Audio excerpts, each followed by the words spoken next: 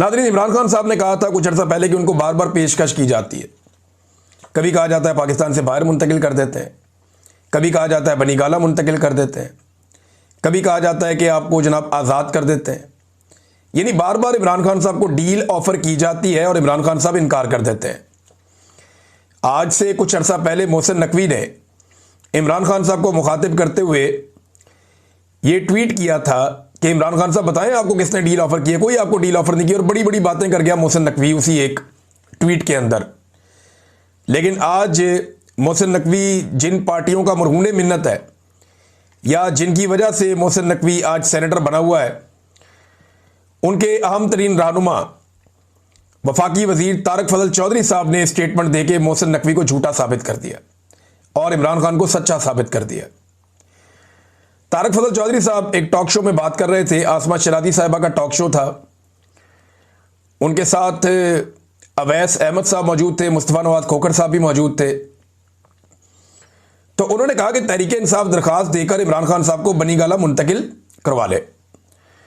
यानी तहरीक इंसाफ दरखास्त दे, इमरान खान को बनीगाला मुंतकिल कर देंगे। हम पहले भी पेशकश कर चुके हैं, इमरान खान ने अभी तक दरखास्त नहीं दी। ये वफाकी वजीर तारक फजल चौधरी साहब कह रहे हैं। यानी नवाज शरीफ साहब को अस्पताल पहुंचाना हो तो ये घुटनों पे बैठ जाते थे PMLN वाले, पाकिस्तान से बाहर पहुंचाना हो तो 50 रुपए के स्टाम्प पेपर के ऊपर निकाल देते थे। हमेशा नवाज शरीफ ने डील की है, आसिफ अली जरदारी ने डील की है, लेकिन इमरान खान डील नहीं करना चाहते। वो अपनी ज़ात के लिए डील नहीं करना चाहते। वो कहते हैं एस्टेब्लिशमेंट आए बैठे बात करे, उन्होंने निकलना कैसे है बाहर, हम इलेक्शन करवा के पाकिस्तान खुद संभाल लेंगे। तो एक्चुअल तो मामला यह है कि एस्टेब्लिशमेंट के कब्जे से पाकिस्तान निकले, हुकूमत चाहे बाद में किसी की भी आ जाए। यानी अभी मकबूलियत अगर PTI की है तो एक आधी हुकूमत उनकी बन जाएगी, अगर डिलीवर करेंगे तो दोबारा बनेगी, नहीं करेंगे तो पीपल्स पार्टी की या PMLN की बन जाएगी। ये ऑब्वियस है, पॉलिटिकल पार्टीज एक के बाद एक हुकूमतें बनाते रहते हैं। प्रॉब्लम यह है कि एस्टेब्लिशमेंट का कोई सियासत में किरदार नहीं होना चाहिए, लेकिन बदकिस्मती से वो सियासत में किरदार अदा करते हैं।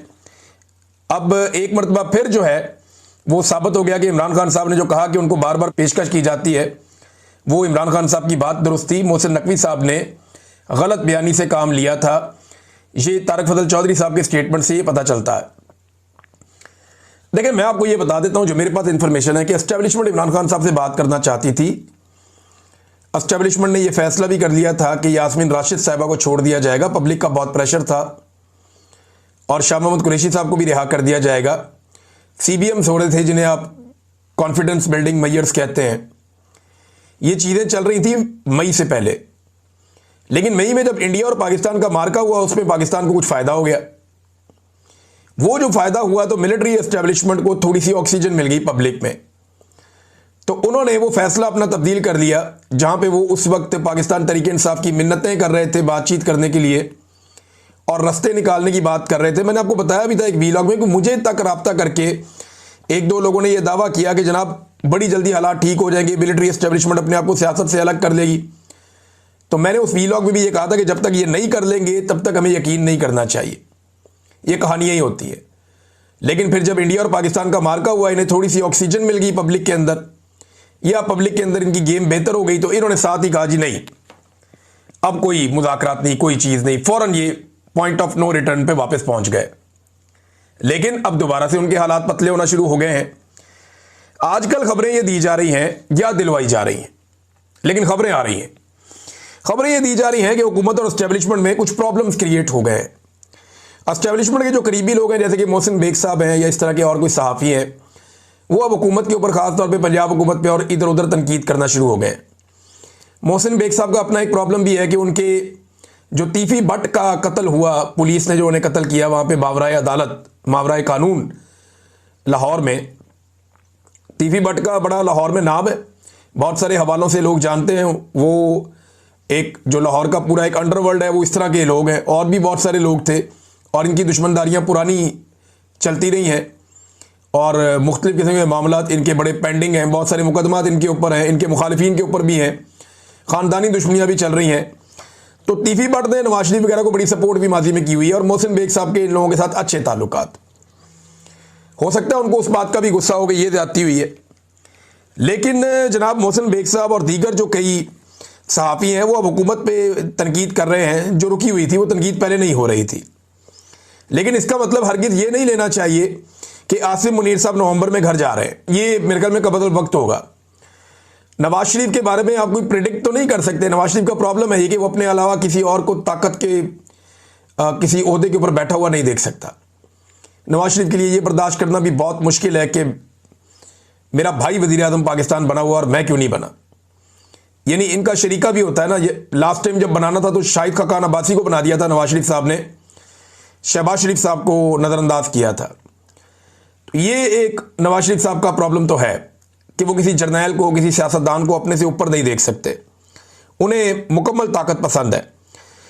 दूसरा एक और चीज़ भी आपको ध्यान में रखनी पड़ेगी कि मौजूदा जो आर्मी चीफ है इसने ट्रंप के साथ अच्छे ताल्लुकात बनाए हैं। और एक बात और भी देखें कि जो डीजी आईएसआई है उसे एक्सटेंशन मिल चुकी है पाकिस्तान में। तो एक फेज तो तय हो चुका है कि डीजी आईएसआई वो एक्सटेंशन ले चुके हैं। आर्मी चीफ के ट्रंप के साथ अच्छे ताल्लुकात हैं। 5 साल वाला कानून पहले बना हुआ है।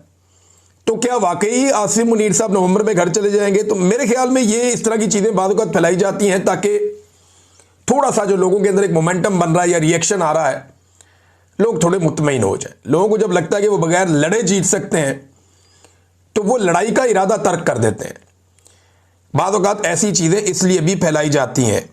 कोई वजह नहीं है कि इस तरह के किसी प्रोपेगेंडा पे भरोसा किया जाए। हर जमहूरियत पसंद को आसरा दिया जाता है वक्ती तौर पे और फिर वक्त भी निकल जाता है। आजकल नून लीग और पीपल्स पार्टी वालों को आप देख रहे हैं ना, वो आपस में नूरा कुश्ती कर रहे हैं। ये नूरा कुश्ती है। जैसे ही इमरान खान मैदान में आएगा आप देखिएगा ये दोनों मिलकर इलेक्शन लड़ेंगे। जैसे ही इमरान खान मैदान में आएगा आप देखिएगा ये इकट्ठे हो जाएंगे और ये इमरान खान के दुश्मन बन जाएंगे और ये एक साथ मिलकर इमरान खान को मारेंगे। ये नूरा कुश्ती इसलिए कर रहे हैं कि अपने अपने हलकों में अपने अपने लोगों को थोड़ा सा एक्टिवेट करें, क्योंकि इनके कारकुन की अब ये कैपेसिटी रही नहीं कि वो पाकिस्तान तहरीक इंसाफ का मुकाबला करे या उनके बयानिए का मुकाबला करे। लेकिन एक दूसरे के बयानिए का मुकाबला ये कर सकते हैं। तो इसलिए कारकुन को मुतहर्रिक करने का इन्होंने एक नया तरीका निकाला है, उस पर आजकल काम कर रहे हैं। राणा सनाउल्लाह का एक बयान आया, उसको आप नज़रअंदाज नहीं कर सकते इस मौके पर, क्योंकि थोड़ा अजीब बयान है। उन्होंने कहा जी फील्ड मार्शल आसिम मुनीर के होते हुए सियासतदानों ने अगर मौका गंवा दिया और मसाइल हल ना किए तो शायद कल कोई ऐसा आ जाए जो उनको मौका ही ना दे। मेरी बात याद रखें। ये राणा सनाउल्लाह साहब ने बात की। इसके 3 पहलू हैं। नंबर 1 तो ये है कि फील्ड मार्शल के जाने के बाद यानी इनके होते हुए सियासतदानों ने मौका गंवा दिया और कोई नया आ गया। इसका मतलब यह है कि राणा सनाउल्लाह साहब एक इशारा दे रहे हैं या फूड फॉर थॉट दे रहे हैं। जैसे कि मैंने पीछे आपको बताया भी, हो सकता है वो सोचने के लिए लोगों को एक मुहैया कर रहे हैं कि जनाब ये इस तरह सोचो कि फील्ड मार्शल जा भी सकता है। अब फील्ड मार्शल बनने का फायदा क्या जब जाना ही था? तो जाने वाने का इरादा तो किसी का नहीं। इस कुर्सी पे जो आता है वो जाता नहीं है, उसे भेजना पड़ता है। आज तक आर्मी चीफ की कुर्सी पे जो भी आया वो गया नहीं, उसे भेजा गया। आसिम मुनीर साहब भी जाने के नहीं है, उनको भेजना पड़ेगा। जनरल बाजवा जिस वक्त अपनी स्टिक हवाले कर रहे थे आसिम मुनीर साहब की, तो उनकी बॉडी लैंग्वेज आपको याद है? एक मुर्दा बॉडी लैंग्वेज थी उनकी, जैसे कोई धक्के दे के चला रहा है। तो जाते हुए कोई भी खुश नहीं होता, सब नाराज होते हैं, सब परेशान होते हैं। तो आसिम मुनीर साहब ने भी जाना थोड़ी, इनको भेजना पड़ेगा। जो भी आर्मी चीफ होता है वो ऐसे ही होता है। अब वो ये इशारा दे रहे हैं कि शायद ये चले जाएं और कोई और आ जाए, लेकिन साथ ही वो ये कह रहे हैं कि सियासतदानों को मिलकर बैठकर बात करनी चाहिए। देखें, जब भी कभी गर्मियां आती हैं ना तो हुकूमत मुकर जाती है पाकिस्तान में जी हमने कोई मुज़ाकरात नहीं करने, क्योंकि गर्मियों में तहरीकें ही नहीं चलती। आप देखें कि अप्रैल, मई, जून, जुलाई, अगस्त, सितंबर तक हुकूमतें घास ही नहीं डालती हैं अपोजिशन को। ये 6 महीने वो कहते हैं जी भाड़ में जाओ, कोई बात नहीं करनी, मुज़ाकरात नहीं करने। लेकिन जैसे ही अक्टूबर का महीना चढ़ता है हुकूमतों को मुज़ाकरात याद आ जाते हैं। उन्हें पता है अब ये तहरीक का मौसम है, इनको अंगेज करो, बिठाओ, इनके साथ मुज़ाकरात करो, टाइम निकालो, कोई 2-4 महीने निकालो, उसके बाद फिर इन्हें खुला छोड़ दो। मोमेंटम इनका बनेगा ही नहीं, तहरीक नहीं चलेगी। साल निकल गया, अगले साल में फिर देखेंगे। ये हुकूमत का पाकिस्तान के अंदर नॉर्मली मौसमों के साथ है। हमारा शदीद मौसम है ना, चारों मौसम शिद्दत के साथ होते हैं।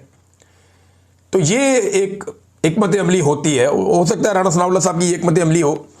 खबर एक और है नादरीन, और वो इमरान खान साहब से जेल में मुलाकातों के हवाले से जो लिस्ट दी गई है। आज मुलाकातों का दिन है, मुलाकात करवा दें तो ठीक है, वरना अदालत में केस भी चला हुआ है। देखते हैं अदालत किस तरह का इंसाफ देती है।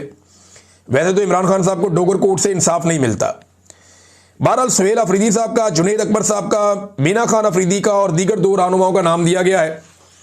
ये वो हार्डलाइनर्स हैं जो इमरान खान साहब को मिलना चाहते हैं। देखते हैं कि इमरान खान साहब से मुलाकात करवाई जाती है या नहीं करवाई जाती, या मामला अदालत में जाता है, अदालत कुछ कर पाती है नहीं, क्योंकि वहां पे एक सिपाही जो है वो अदालती अहकामात को अपने जूते की नोक पे रखता है, और ये एक दफा नहीं कई मरतबा हुआ है। या जो एस्टेब्लिशमेंट है उसे इस बात की फिक्र पड़ गई कि इमरान खान को तो जेल में रखा हुआ है, तो लीडरशिप को तो हम कुछ ना कुछ करके कंट्रोल करते हैं, और वो भी तब तक करेंगे ना जब तक वो कंट्रोल हो रहे हैं। जिस दिन पब्लिक बाहर निकल आई तो यही जो लीडरशिप है ये एस्टेब्लिशमेंट को जूतियां मारेगी। ये जो बेचारे लोग हैं, लीडर्स हैं पीटीआई के, ये कोई एस्टेब्लिशमेंट से मोहब्बत नहीं करते, ये बात मैं आपको बता दूं। ये गंडापुर को भी कोई इश्क नहीं है एस्टेब्लिशमेंट से। इसको मौका मिलेगा सबसे पहले जूते मारेगा एस्टेब्लिशमेंट को, मैं जानता हूं इसको। ये नहीं छोड़ेगा, ये अंदर से बहुत तंग है। और मैं ये भी नहीं कहता कि गंडापुर इमरान खान का कोई दुश्मन है, नहीं। वो इमरान खान के वफादार साथियों में से है, फंसा हुआ है, क्योंकि सामने फौज है ना, एस्टेब्लिशमेंट है, मिलिट्री एस्टेब्लिशमेंट, वो बहुत ताकतवर है। लेकिन जब पब्लिक निकल आई तो आप इन्हीं लीडर्स का रवैया देखिएगा एस्टेब्लिशमेंट के साथ कैसा हद तक अमेज होगा। ये सारे लोगों को मैंने एक ही मिसाल दी है, सभी ऐसे करेंगे। अभी इनको मौका नहीं मिल रहा, और एस्टेब्लिशमेंट ने कुछ ना कुछ करके इमरान खान और पब्लिक के बीच में जो एक ब्रिज है लीडरशिप, उसको कंट्रोल किया हुआ है। लेकिन अब ये डायरेक्ट अवाम की तरफ एक रद्देमल शुरू हुआ। अगर ये कामयाब हो जाता है और नेक्स्ट एक और चीज अनाउंस होती है जो मेरी इंफॉर्मेशन के मुताबिक मिशन नूर आज रात को है ना, तो उसके फौरन बाद ये अनाउंस हो जाएगी, और फिर फर्दर आगे और चीजें अनाउंस होंगी। तो एस्टेब्लिशमेंट को इस चीज का डर पैदा हो गया कि अगर लोग खुद ही से एक तहरीक बना के बाहर आ गए, और खुद ही से लोगों ने सोशल मीडिया के जरिए से, यही हुआ था ना श्रीलंका में, बांग्लादेश में और नेपाल में, कि लोग अपने तौर पे निकल आए थे, तो एस्टेब्लिशमेंट को डर लग गया। रात जो है वो बहुत सारे अफसरान ने, बेचारों ने झांक कर गुजारी है। कभी मौलवियों को जगाते हैं, कभी सियासतदानों को जगाते हैं। हलीम आदिल शेख का एक स्टेटमेंट भी गर्दिश कर रहा है। एक स्टेटमेंट जो है वो आरिफ अलवी साहब का भी है। वो ये कहते हैं कि मिशन नूर एक रोशन उम्मीद है, आजान में अल्लाह की बड़ाई है, शहादत है, हमारे आका मोहम्मद सल्लल्लाहु अलैहि वसल्लम पर गवाही है, फलाह की दावत है और कलमा है। फिर बरकत क्यों ना आएगी? अगर हम इखलास के साथ अल्लाह से मुल्क की भलाई मांगेंगे तो उसका फजल जरूर शामिल हाल होगा। अवाम की निजात और उसी दिन मुमकिन है जब फस्तायत का अंधेरा खत्म हो और जमहूरियत का सूरज दोबारा तलू हो, इंशाअल्लाह। ये जनाब आरिफ अलवी साहब कह रहे हैं। अब एस्टेब्लिशमेंट का जो खौफ है वो अपनी जगह पे ठीक है कि अगर पब्लिक निकल आई तो फिर क्या होगा। तो आज पाकिस्तानी कितने बड़े पैमाने पर निकलकर अपनी छतों पर आकर, आपने बाहर नहीं जाना, आपने कहीं जाके पुलिस को चैलेंज नहीं करना, आपकी चादर और चारदीवारी के अंदर कोई नहीं आ रहा। आप करोड़ों पाकिस्तानी है, अपनी अपनी छत पे चढ़े जहां पे आप मौजूद हैं, चाहे दोस्त इकट्ठे होकर किसी छत पे चले जाएं, चाहे अपनी अपनी छत पे आ जाएं, खड़े हों और आजान दें। बड़ी आसान है आजान। जो लोग नहीं दे सकते वो दूसरे को बोले वो आजान दे, वहां खड़े होकर सुने और उसकी वीडियो बनाकर सोशल मीडिया पे अपलोड करें। अगर 10-15 हज़ार लोगों ने ये वीडियोस बना के अपलोड कर दी, आजान तो बेशुमार लोग देंगे मुझे पता है, लेकिन सारे लोग वीडियो नहीं बना पाएंगे। तो जिन लोगों ने ये वीडियोस बना के अपलोड कर दी, उससे एक बहुत बड़ा इंपैक्ट क्रिएट होगा और फिर वो आगे बढ़ेगा। आगे क्या होगा मैं थोड़ा बहुत जानता हूं, लेकिन अभी आपको बताऊंगा नहीं। जिन लोगों ने ये काम शुरू किया ना, उन्हीं को आगे बढ़ाने दीजिए और वही बढ़ाएं तो ज्यादा बेहतर है।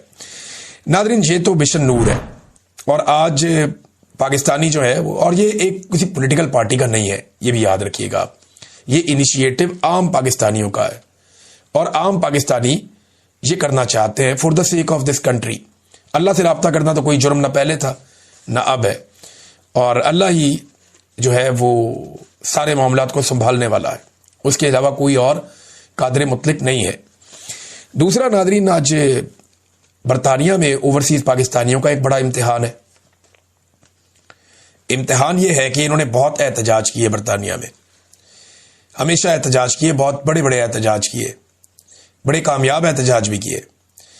लेकिन अब इन्हें मौका मिला है शहबाज शरीफ के खिलाफ एहतजाज करने का, क्योंकि शहबाज शरीफ एक सियासी तकरीब करने जा रहे हैं बरतानिया में, लंदन में, और ये मैरियट में इनकी तकरीब है अब तक की इतला के मुताबिक। इसमें आसिम मुनीर साहब ने शिरकत करनी थी, इसके बारे में काफ़ी तैयारियां भी की गई थी। अभी अनकन्फर्म्ड इतलात आ रही है, यानी ये मुसद्दका इतलात नहीं है कि आसिम मुनीर साहब बरतानिया छोड़ चुके हैं और वो यहां से चले गए हैं। लेकिन ये भी हो सकता है कि ये एक पैंतरा हो कि जरा पीटीआई वाले या ओवरसीज पाकिस्तानी कूल डाउन हो जाएं, फिर आसिम मुनीर साहब शिरकत कर लें इसके अंदर। लिहाजा जो एहतजाज है ओवरसीज पाकिस्तानियों का, मेरे पास जो उसके बारे में इंफॉर्मेशन है वो आसिम मुनीर साहब के खिलाफ है। वो शहबाज शरीफ को किसी गिनती में ही नहीं लेते, खाते में नहीं लाते। वो कहते जी एहतजाज तो हमारा आसिम मुनीर के खिलाफ है, और उन्हीं के बारे में उन्होंने पोस्टर्स उठाए होंगे। ये पोस्टर आप देख भी रहे हैं।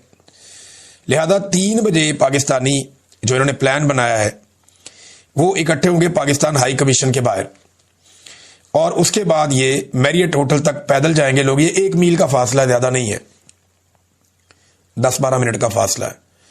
ये वहां से निकलेंगे पाकिस्तान हाई कमीशन के बाहर से और पैदल चलते हुए चले जाएंगे मैरियट होटल के बाहर, जहां अंदर शहबाज शरीफ साहब अपनी एक पॉलिटिकल तकरीब कर रहे हैं। और आसिम मुनीर साहब का इसके बारे में पहले था कि वो होंगे, लेकिन फिर जो सोशल मीडिया पे पहले से खबरें आ गई और ओवरसीज पाकिस्तानी तगड़े हो गए, तो हो सकता है वो इसमें शिरकत ना करें। और उनके बारे में इतला यह है कि उन्होंने बरतानिया छोड़ दिया है, लेकिन ये इतला अभी मुसद्दका नहीं है। पाकिस्तान तहरीक-ए-इंसाफ के बहुत सारे लोगों ने मास्क हासिल कर लिए, इमरान खान के चेहरे वाले। वो ये मास्क पहनकर वहां एहतजाज करेंगे ताकि उनकी तस्वीरें बनाकर, वीडियो बनाकर पाकिस्तान की एजेंसियों को ना दी जा सके, क्योंकि इसके नतीजे में पाकिस्तान की एजेंसियां उनके रिश्तेदारों का पाकिस्तान में जीना हराम कर देती हैं। लिहाजा ये एक नया तरीका भी पाकिस्तान तहरीक-ए-इंसाफ अडॉप्ट करने जा रही है। तो ये नाज़रीन आज 2 इंपॉर्टेंट चीजें हैं आज के दिन में। एक, बरतानिया में ओवरसीज पाकिस्तानियों का एहतजाज। दूसरा, मिशन नूर, जिसका आगाज जो है, जो आइडिया जो है वो अहमद खान साहब ने दिया था कनाडा से, और अब वो एक बहुत बड़ी तहरीक बन चुकी है। आगे ये कहां जाएगा वो आपको आने वाले दिनों में हम बताएंगे। अभी इसकी कामयाबी के ऊपर बहुत सारी चीजें डिपेंड करती हैं। नाज़रीन, सऊदी अरब और पाकिस्तान के हवाले से हुकूमत अब दावे कर रही है कि जब सऊदी अरब पे अटैक होगा तो पाकिस्तान पे हमला तस्वुर होगा, जब पाकिस्तान पे हमला होगा तो सऊदी अरब पे हमला तस्वुर होगा। और राणा सनाउल्लाह साहब ने इंटरव्यू देते हुए इसमें नाम लिया अफगानिस्तान का और इसराइल का, कि अगर इसराइल सऊदी अरब पे अटैक करेगा तो पाकिस्तान जवाब देगा, और अगर अफगानिस्तान ने पाकिस्तान में कोई हमला करवाया या वहां से पाकिस्तान पे कोई हमला हुआ तो सऊदी अरब बिल्कुल उसको ऐसे ही लेगा जैसे ये सऊदी अरब के साथ हुआ है।